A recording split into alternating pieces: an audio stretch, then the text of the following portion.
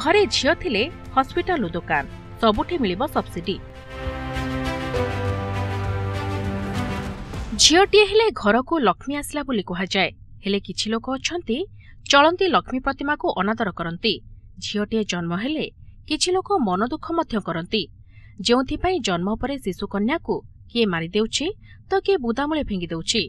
तेबे झियोंको सुरक्षा पई मध्यप्रदेश हरदा जिलार जिलापाल आदित्य सिंहकर पदक्षेप जुगान्तकारी। जिलापाल आदित्य सिंह हरदा जिले में रेबा शक्ति योजना आरंभ करिसेंती, जहाद्वारा पुरुष एवं स्त्रींकर अनुपात समान रहिबो। आदित्य प्रताप सिंह कलेक्टर पद ग्रहण करबा दिनरू हरदा जिलार लिंग अनुपात को नहीं चिंतित थिले।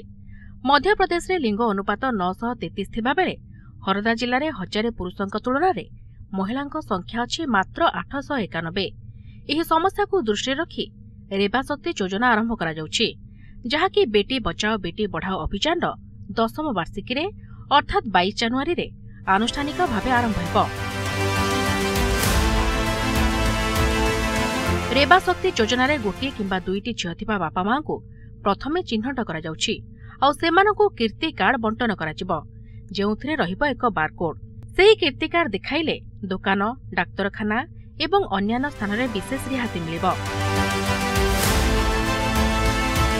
वर्तमान सुधा 638 पितामाता को चिन्हट करा जायछि, जो मानक पई कीर्ति कार्ड तैयारी होईछि।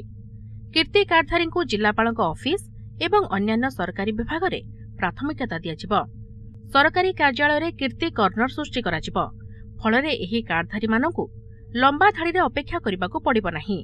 अधिकारी माने प्रथमे सेमानकर समस्यार समाधान करिवे। रेबा शक्ति योजना हरदा जिलार बालिका मानक लिंग अनुपात वृद्धि दिगरे वैप्लविक परिवर्तन आनिपारे।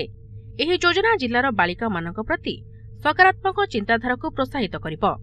एपरि महत् योजना केवल गोटिए जिले सीमित न होई सारा देश में लागू हेबा उचित, जद्वारा सेक्स रेशियो रे भी परिवर्तन देखाजिबो।